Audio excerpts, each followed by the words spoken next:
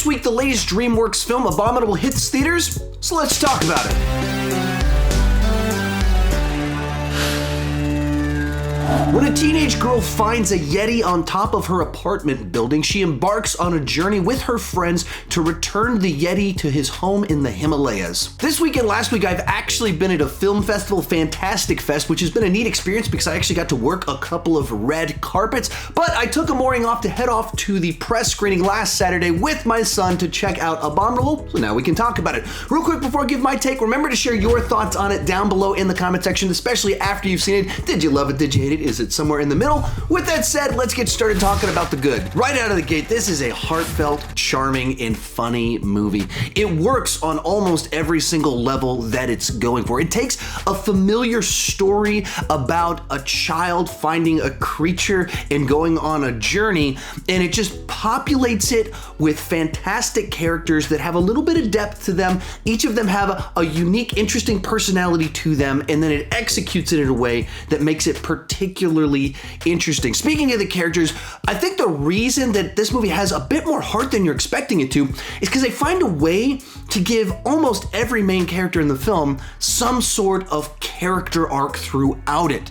And so you kind of touch on people with tragedy and loss. You have someone who's been misunderstood their entire life. You have the person that's self-absorbed, person that you're not unclear exactly what their motives are. And they give you all these different characters. And throughout the film, they all transform and change a little bit. And because of this, the movie touches on a lot of different emotions as each of these characters have a nice payoff inside of it. And for me, all of them worked. And then kind of the icing on top of it is the Yeti character himself. Everest is just such a charming creature in one of these movies. That's kind of the key a lot of the times for this genre, is that you have to come up with a way to make your creature that the child meets just be absolutely adorable. And this one right out of the gate manages to do that. One of the things that they do that's very distinct inside of this film is the use of sound, the sound design, as well as the use of music. A lot of that going back to our Abominable character,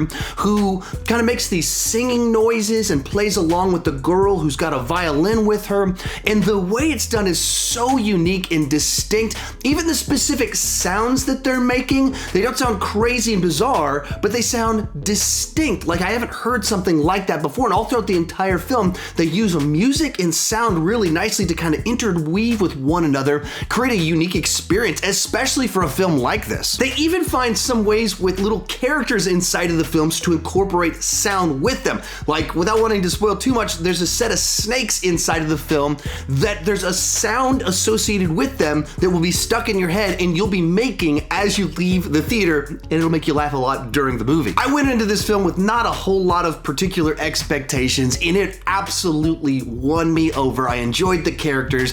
I was laughing from beginning to end, just a pretty sharp sense of humor inside of it, and just very much caught the sound design of it, which I was not expecting at all. With that said, let's move on to the bad. The main negative with this one is that the story is very familiar. The idea of a child finding a creature that has magic powers and it's exactly what the child needs. We've seen that before. There's a character who's lost someone recently. Very familiar territory in these types of films. Group of kids on a journey with a creature. Once again, something we've seen before. They're being chased by a wealthy person with a team of mercenaries.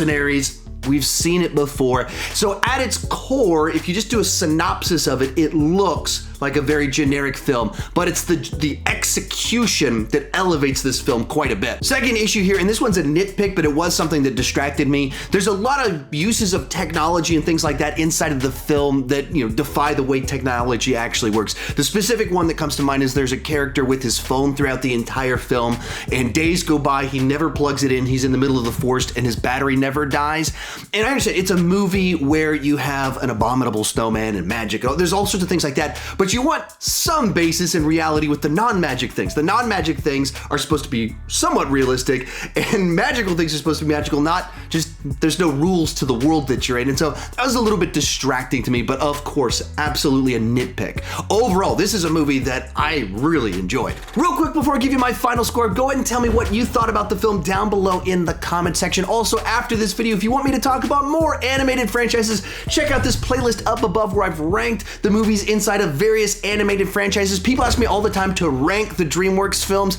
I plan to do that in 2020, but that's a huge project where I have to watch about 40 movies, so I can't just do that one on a whim. I do plan to do that in 2020, if you're wondering. Abominable's story might not be the most original, but it hits all the right notes, both literally and metaphorically, and I highly recommend this one. It's a B+ overall. It's an 8.5 out of 10 on the entertainment scale, and I say definitely check this one out. Remember to check out that playlist right over there with more talk from me about some animated franchises. Thank you so much for watching, and keep talking movies too much.